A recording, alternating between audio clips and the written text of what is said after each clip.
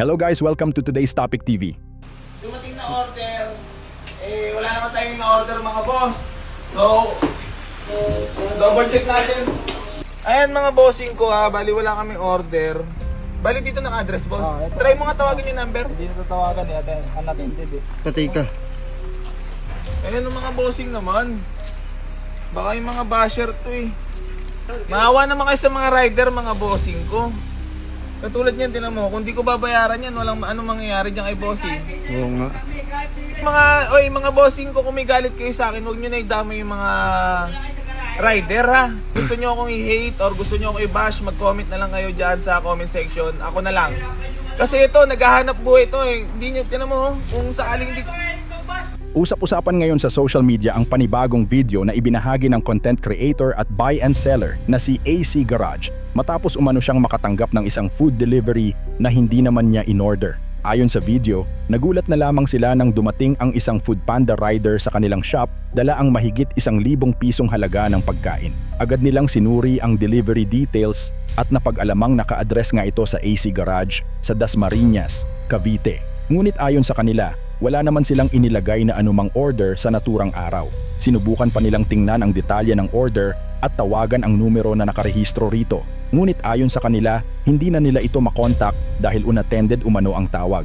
Dahil dito, napaisip si AC Garage kung posibleng may kinalaman ito sa mga taong galit o bumabatikos sa kanya online, lalo na matapos ang naging viral na diskusyon niya kamakailan sa isang veteranong mekaniko tungkol sa kondisyon ng isang sasakyan. Bagamat wala silang direktang ebidensya kung sino ang nagpadala ng order, sinabi nilang posible umanong may taong nais lamang manggulo o magdulot ng abala.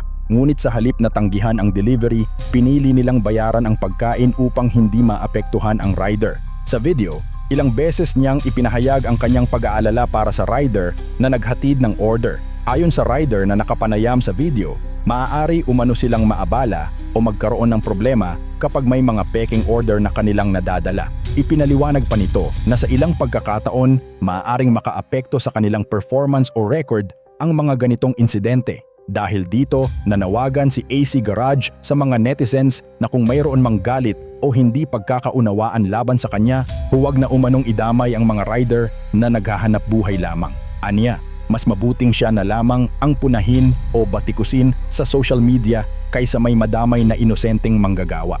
Wala pang McDo dyan.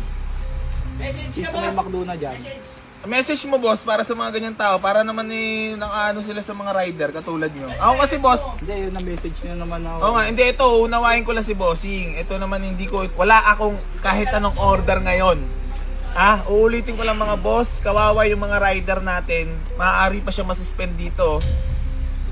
Huwag naman ganyan mga boss, ako naman kung may galit kayo sa akin or may kasalanan ako sa inyo, pero huwag kayong magaganyan kasi katulad yan, masususpend ba si boss? Boss, anong mangyayari niya? Masususpend ka? Oo.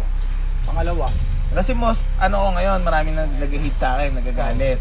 So ngayon, Pwede mo ngayon yan eh, pwede mong tanggihan. Kung pwede Oo. pinaawa ka sa tao.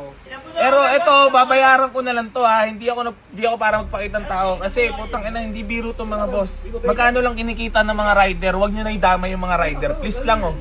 Kung gusto nyo akong balut-subasin, ako na yung tarantaduhin nyo. Kung ano na, sabihin nyo lahat sa akin, yurakan nyo na ako, murahin nyo na ako sa mga text. Pero yung mga ganito, boss, na naghahanap buhay at lumalaban ng patas, so please lang, oh.